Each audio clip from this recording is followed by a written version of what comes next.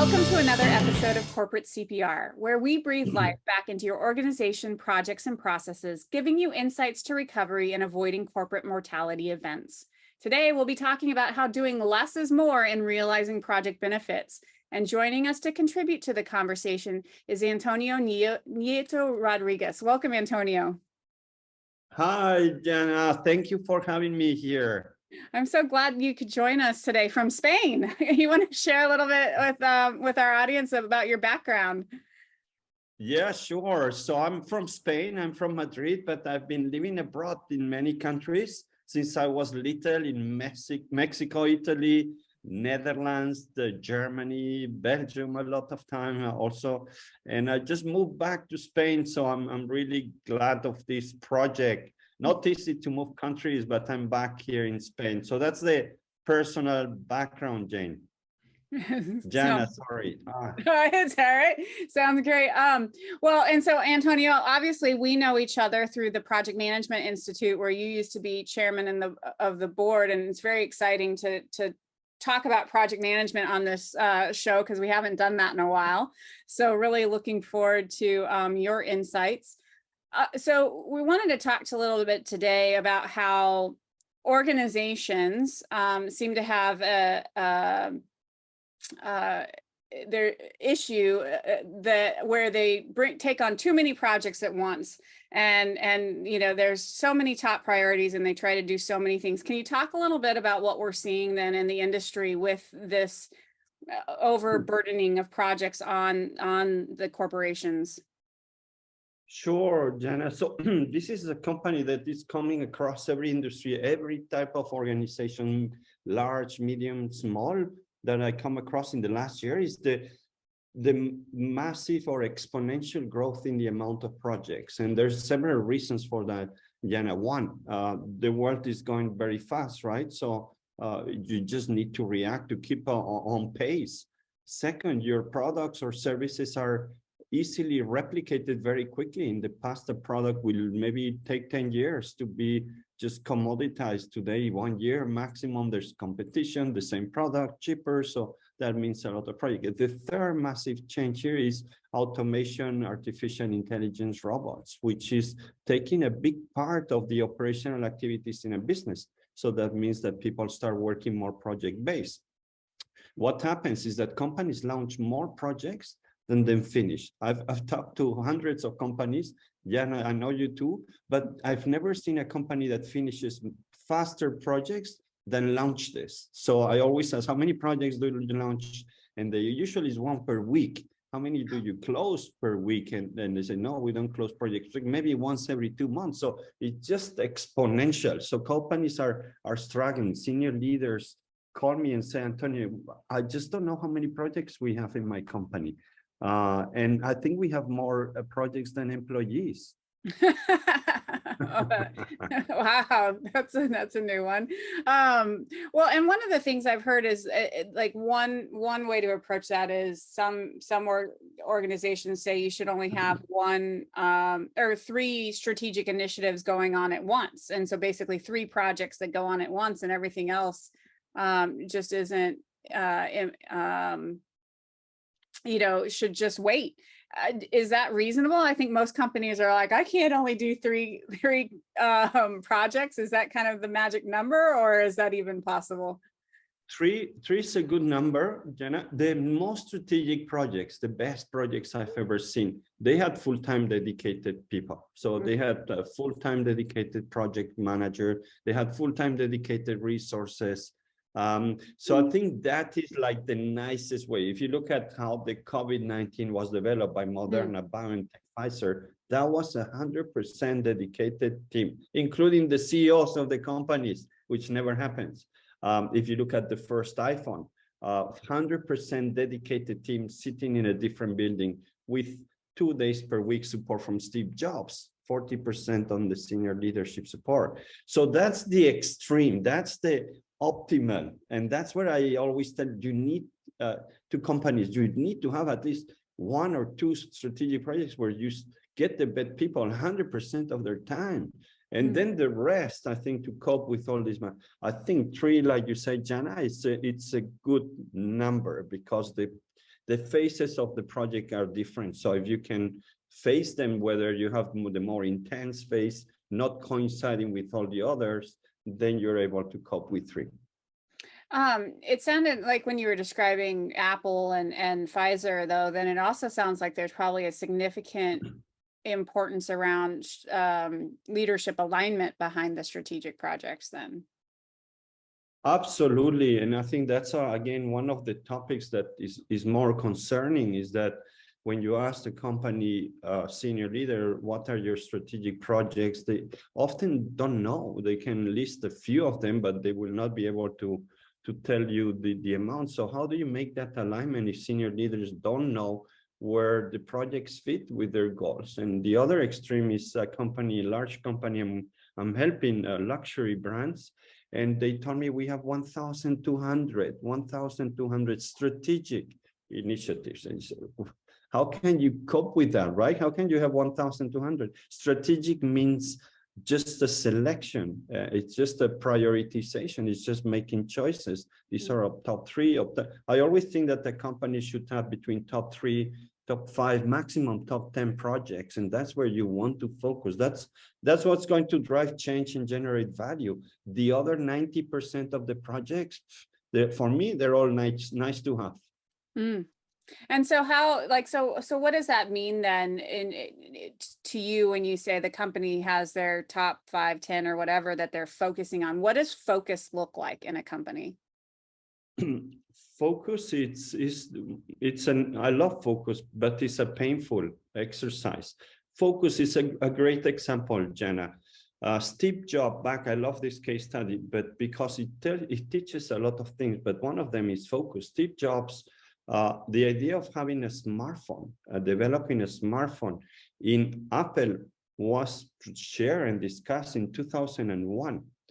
But in 2001, Apple was battling into the iTunes and the iPod. So they wanted to disrupt the music industry. And Steve Jobs said, we need to focus on that. We cannot launch a strategic project on the iPhone right now. We need to focus. The best team in my company has to win the battle of the iTunes and the iPod. So he said, we're not launching a project now. We can explore, we can learn the technologies, we can set up a small agile prototyping team that would spend a couple of years. So, and then a few years later, 3 years later, he said, now is the right time to launch the iPhone. So that type of pacing, that type of saying no to great ideas because it's either not the right time or we don't have the resources, we don't have the knowledge. It's what I mean, amazing, extreme focus, right? And just one other point, I don't like to answer too long, but the great thing, Jenna, is that we have all experienced extreme prioritization and focus right after the pandemic was declared, because companies had to stop doing hundreds of things. About 90% of the projects during the pandemic first months were stopped. And what senior leaders said, well, these are the 1 or 2 projects we need to get done, right? And I work with many business schools, and teaching virtually had been in their agenda for 10 years. It happened in 10 days, just because the leadership of the schools, they said, this is #1 project now, and there's nothing else. So when you focus and prioritize, you accelerate. I think you can do projects in half of the time at least. And so what advice do you give leaders then to basically have, I guess, the courage to say no? Because I think there's probably a lot of fear, right, in passing up great ideas or saying no, not yet. Because as you said at the beginning, the world's moving so fast. So if you say no, not yet, you might be leaving the door open. But if you do it too soon, you might not do it with quality or the results that you want. So how do you kind of advise leaders on how to approach, how to say yes and how to say no? I think what people need to understand is when you say no to a project, you don't say no to an idea, because you can explore the idea with a small team. You don't need to involve the whole organization and like do a huge show for a kickoff and get everybody involved, and then nobody shows up in the second meeting. But you can be smart into your top 10 ideas, have 2 people, explore them and leave them freedom, give them a budget, let them explore, don't constrain them with your policies and organization, culture and governance. Don't constrain them with the project structure. We know projects have a cost. We know projects require time and governance. So why would you have every idea as a project? This is one of the biggest mistakes. That's why we have also so many projects. Is do the idea small, right? I in one of my LinkedIn courses, I say, imagine, Jana, you want to learn piano lessons. I know you sing, so but and you say, okay, I'm excited, I want to learn piano, and tomorrow you go and you buy the most expensive piano, right? $500,000, and then suddenly you start playing. After a week you say, well, this is not for me, really. That's what companies do. What do you do? Well, you try a piano, maybe you rent it, and so why would you buy the project straight away? Try it, and then you see if that's the way to go forward.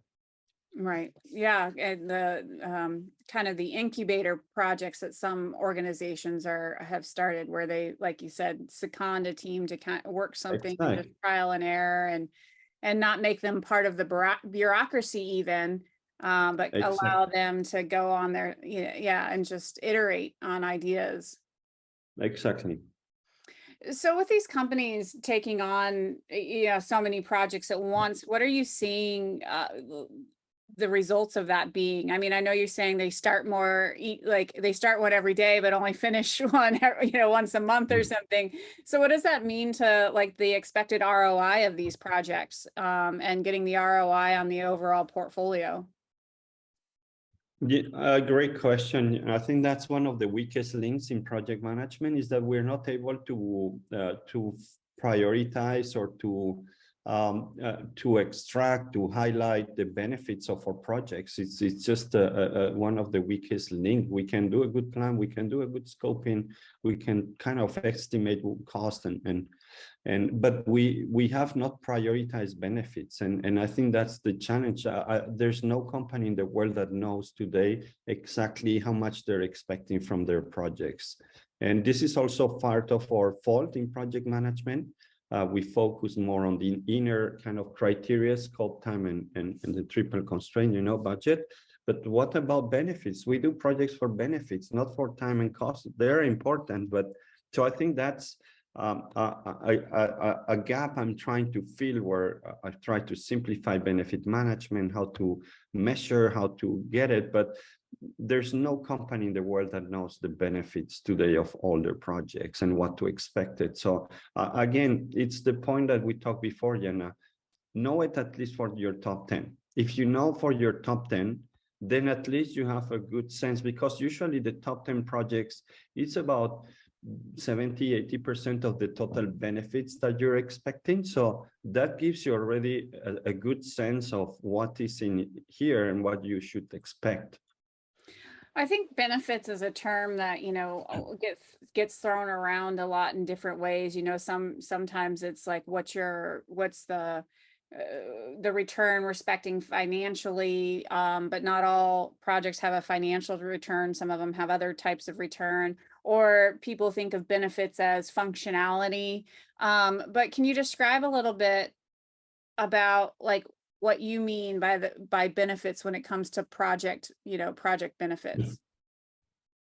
There's two angles to this, and I'm sharing some of the tips that I do when I teach, Jana. One, its benefits have gone beyond traditional benefit management. Has been return on investment, financial figures, cost savings, and that's a more concrete.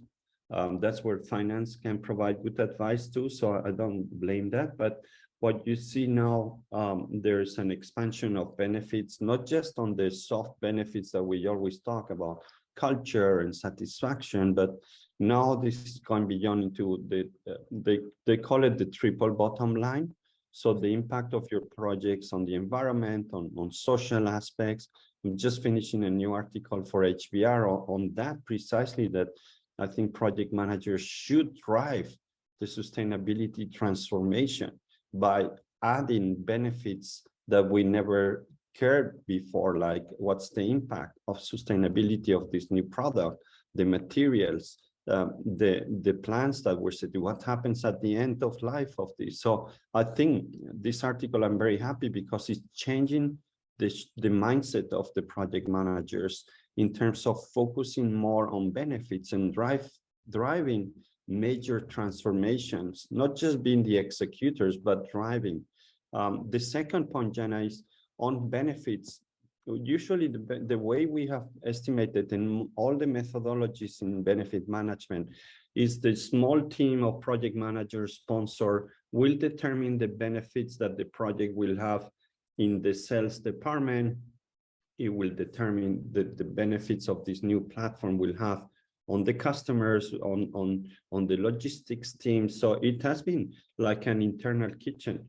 The approach I've taken, and this is what I propose in the Harvard Business Review book, is why have we done that closely in our circle? Why don't you go to your key stakeholders and ask them, right? If you're the sales I'm developing for your CRM, I will ask you, what do you want from this tool? What are the benefits that you're expecting, VP of sales? And I will ask them, how would you measure that, right? How can we measure your 3 benefits? And by when do you want them? I do the same with the other key stakeholders. Say, what do you want from these projects? And then from their input, I make my benefit plan. It's not me making a benefit plan for them. I make the benefit plan from their input. So they're super engaged from day one. And then I have a benefit plan. So it's something I've been testing for 9 months, but I think the feedback so far is really a game changer because you have clarity on benefits, you get engagement, you can put them in a plan. So it just twisting a bit the approach, and hopefully that helps us to look more into benefits. I hope you like the idea, Jenna. Yeah, well, so now I'm wondering, you know, what does it look like then? So one of the things that often happens in project management is, as you know, let's take IT projects because it's classic for it. Even if you've gone out and you've asked all the stakeholders what benefits you're expecting, when you get into the midst of the project, maybe there's a technical issue or something, and you start to discover that there seems to be competing benefits or opposing benefits even at sometimes, or that you have to cut benefits because you have to, you know, to stay on schedule or on budget or something. And so what are your thoughts around, you know, managing that so that you keep people engaged and you also get the highest benefit out of the project in the end? Like, how do you, it's really stakeholder management, but how do you manage those stakeholders so that they get the outcome they expect even when things aren't going well? Yeah, it's a great question again, because you touch on the most difficult points here. And how do you trade off cost, time, and benefits? And it's a case by case, I would say. Depends on, again, I think it's a question of prioritization. I know, and I know you are in Australia, right? So the Sydney Opera House was a disaster project, yes or no? I don't know anything about it. Yeah, did not grow up in Sydney. I don't know, or I mean in Australia, so I don't know the background. That project was delivered in 14 years, was planned for 4 years. Okay. It took 10 years more. And the initial budget was 7 million and it cost 102. Wow. So would you say the Sydney Opera House was a terrible project? Well, from project management perspective, it was a terrible project, right? You should have never done that project. But then you think, why do we have a methodology which says, well, if you're late and you're out budget, that's a terrible project. Where is the benefits? We forgot one of the most important legs. And yes, let's have more Sydney Opera Houses. It was paid off in 1 year. So it depends. There's examples where the benefits are much greater. And it's just finding the right balance on how much overruns you can take on. I wish that we would have like a machine where you just put all the elements and would say this project, kill it, or this project, just keep going and put all the money that you need. But this is where I think Well, the management sense would come. well, I think what you're talking about is, though, then as well, is putting the benefits into change requests, right? Oh, we need to get more budget, or we need Absolutely. more time, but Absolutely. here's the value that we're going to get from it. Whereas right now, I think change requests are a lot of driven from pain. What pain are we going to avoid by getting this change Yeah. request, Yeah. rather Good than point. what extra value can we capture? Exactly. That's a good point. It's focused on the pain, on the trade-offs. But yeah, what are the benefits? If we focus again and change request on the benefits, then I think we will do better. We will be even more agile, right? We will consider ourselves more agile as a methodology instead of just denying any changes because we make them so painful. Now, you mentioned the Sydney Opera House. I think the Australia NBN project is not gone well, because they were trying to get, high speed internet to, I can't remember how much of the population, but something like I think 70%, and they still haven't achieved it and have gone way over budget. So Exactly. So but it's case by case. You cannot yeah, not all the projects are Sydney Opera House, and yeah. so yeah, if you see this going nowhere, then again, the other issue is that we're not good at canceling projects. You have the sunk cost and the what if, what the people will think about, and so it's just I love the topic because there's not just one black and white solution. Every case is different. So that's mentally very challenging and interesting. Yeah, and that's really where you've got to have some actually expertise that, so many organizations treat project management as an add-on skill, I guess you could say. Like, oh, we have our finance department, and then somebody in the finance department has this add-on skill of project management, or it's about how, and I think you talk about this a little, that like project management doesn't seem to be at the boardroom, and yet the project management discipline can be a very strategic discipline when you're looking at the only way you advance the company forward is through projects, right? Everything else is just operations. Anything that's going Yeah. to gain market share or grow the company is all about the projects that a company is doing. And yet the discipline of project management doesn't seem to get the same gravitas as some of the other disciplines within an organization. I think you're completely right, and we're partially guilty as well of talking about. I think project management is never been really perceived well. But when you talk about projects or strategic initiatives, they're much more interested. Implementation, execution. These are words that resonates. Project management, unfortunately not. But the other thing is, absolutely, yes. And one of the best description that somebody told me about projects, and this is from the chief editor of HBR, Adi Ignatius, he told me projects are your future. So, and then you ask, how do you manage the future of your companies, right? If you see what a mess. And so I think boards, and this is one of my target audiences, boards, they should be managing the future of their companies much better than what they do. A bit like you're saying, where they're focusing more on the painful things, on the risks. But the future comes through projects, through the investments that they do and the decisions they take on. And they do poorly. They do poorly. And senior leaders, they do poorly too. Any survey, I've done several surveys, not very scientific, but LinkedIn polls, and they say, yeah, that's one of the biggest gaps. Senior leaders are not equipped for dealing with this new world, managed kind of driven by change. Yeah, absolutely. And so I guess part of that, a little bit of what we're talking about, managing the future, and you touched on it again, both with change requests and what projects we pick to do, but this topic of prioritization and choosing what we do. Obviously limited resources, whether it's time, money, whatever, resources are finite. And so we constantly have to make a choice. But if you were to ask somebody, give me your top 3, top 5 initiatives in order, I think that's even a harder question than just what are your top initiatives. Yeah, That's I like that. so talk, I mean, what do you see then with like why companies can't prioritize, or if there are companies out there who are doing a good job of it, what are they doing that's different? I think they were not good because they had like the kind of, they thought they could cope.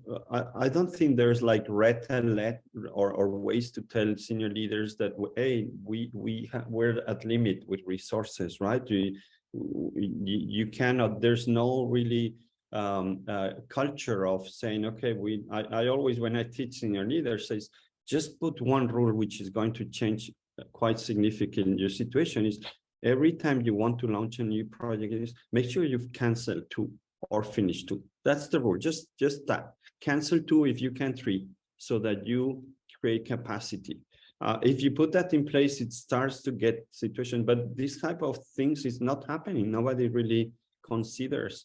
On the other hand, I think, like I said a bit before, is during the pandemic, companies were extremely good at prioritization. They did that because there was a sense of urgency.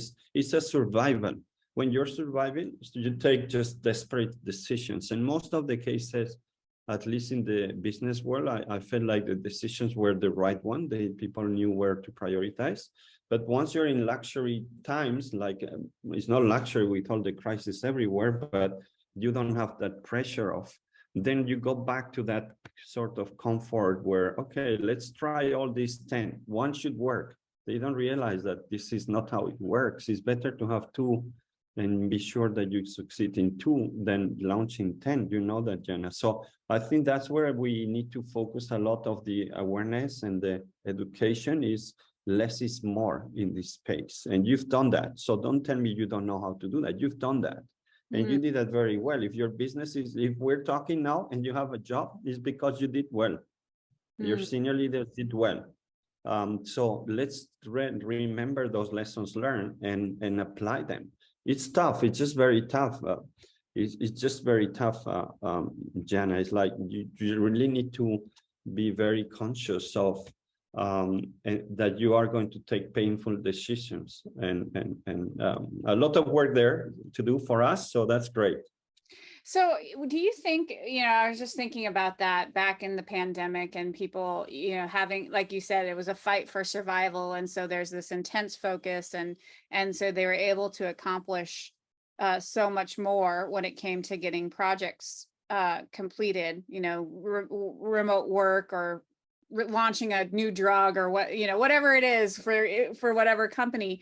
I wonder if that's also, is that the same type of feeling though, as like, I don't know, if you're being chased by a lion and that you have that adrenaline and so you're able to, I don't know, react differently. Is it sustainable? Or do you think companies can operate in that same sustained kind of, I mean, it doesn't have to be crisis mode, but that level of focus and intensity?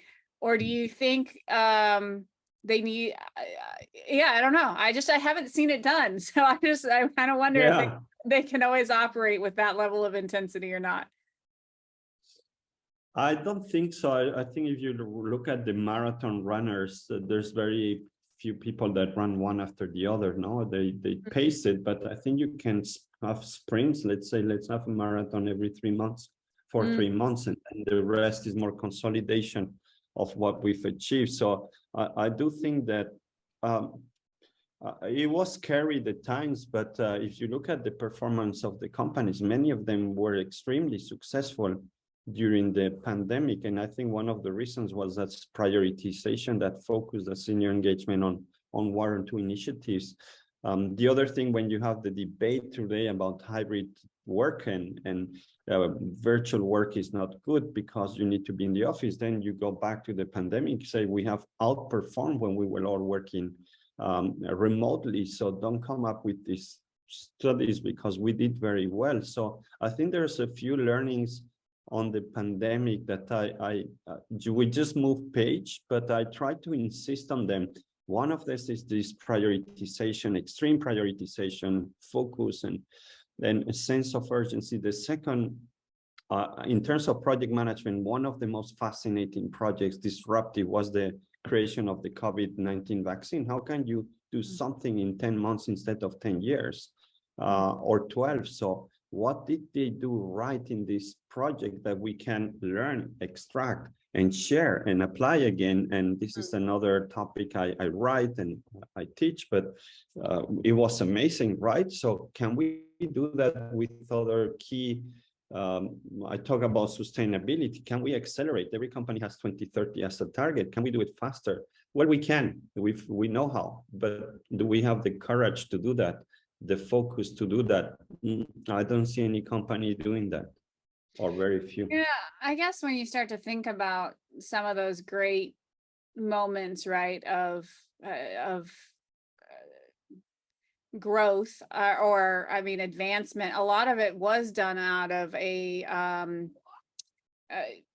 some sort of major pressure, right? Like, I mean, even like the atom bomb, while we might say that that's not a good invention, but it was invented quickly because of a burning need. Or you think about how they saved the Apollo 13, some of the engineering feats they did there, normally take so much more time. But again, it's that creation of pressure, of crisis, that allowed extraordinary advances to be made in less time. And so, I wonder if there's anything companies can do to create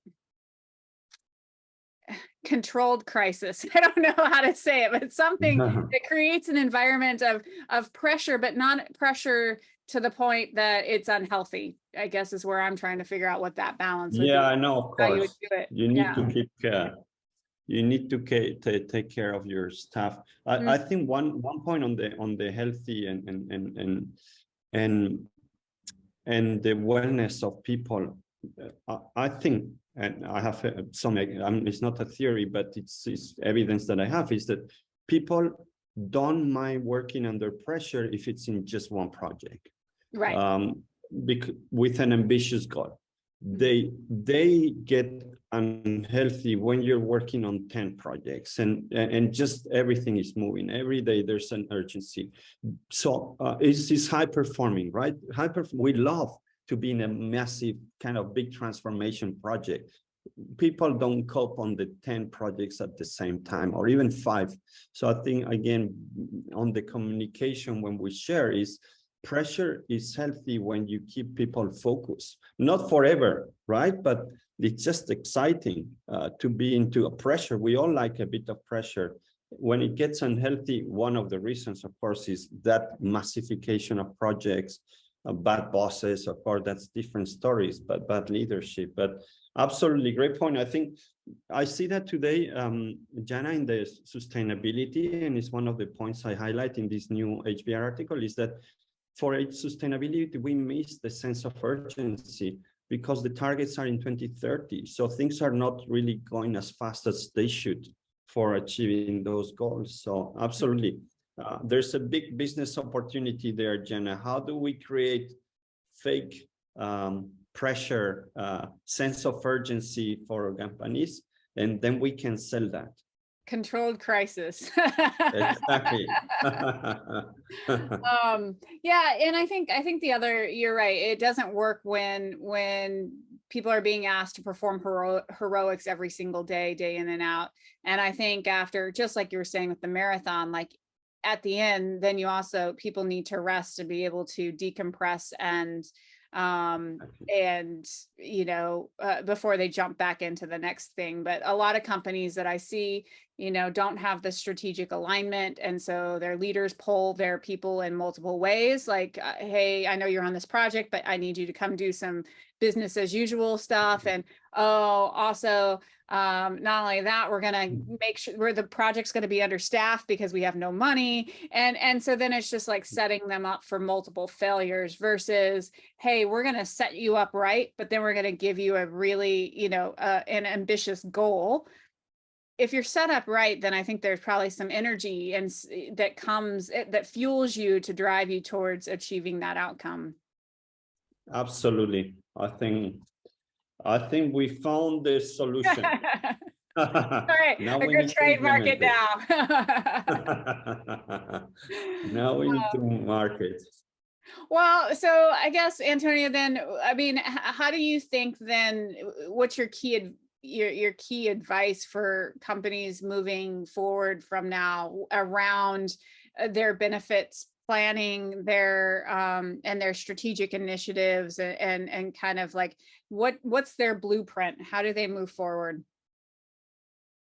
I think the good news, Jenna, is that I'm being contacted by senior leaders about this issue. Before you've been in this business, you get a call from the project manager or program manager. Listen, this is the problem. 5 years ago was more the PMO say, listen, we need to improve our prioritization or competencies. Today, the calls come from senior leaders where they understand they have a big problem in terms of managing the projects and prioritizing and building competencies. So I think the awareness at the right level is now there, to the point that some big companies are considering this as a topic as future of work. What is how can we move from an operational based business to a project based business? And what does it mean? It's not just hybrid or remote, but it's more fundamental, like the topics we were talking, that sense of urgency, that focus on 1 or 2 projects and then having a rest period. So I think the topic is getting into the right place.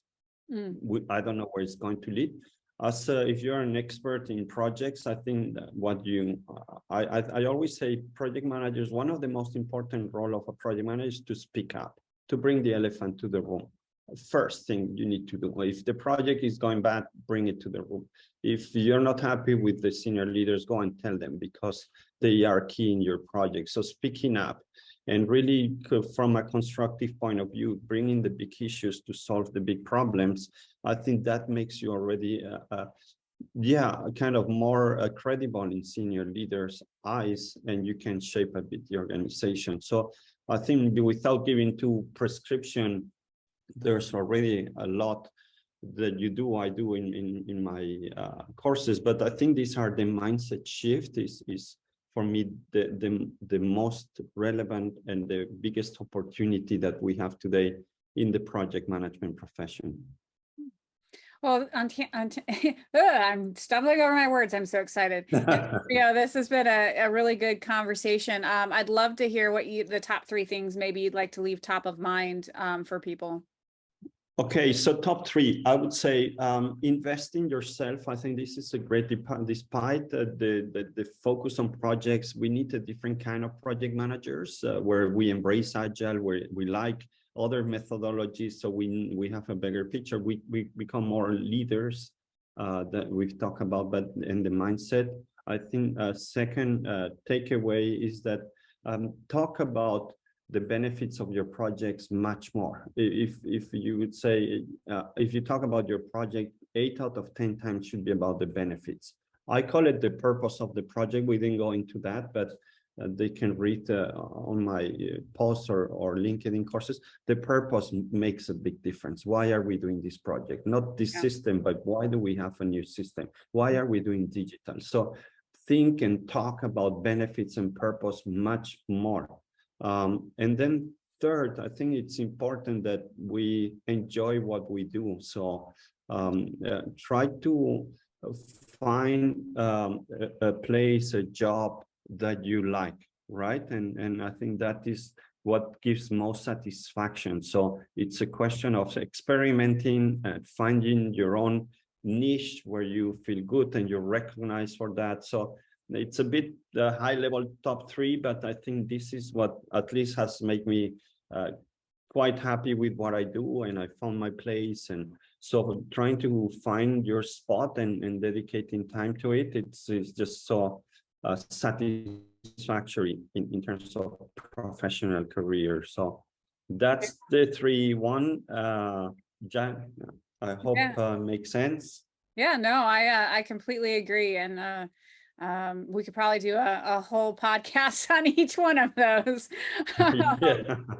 So Antonio, if people want to find more about what you do or about your work, where can they find you? Well, just go to my website, which is my full name, antonionietorodriguez.com. And there's newsletters, there's posts, and then there's LinkedIn. I have a weekly newsletter that just talks about this type of talk is that we're talking. So LinkedIn is always a good connection point. All right, great. Well, thank you so much for taking the time out of your day to be a guest on our show.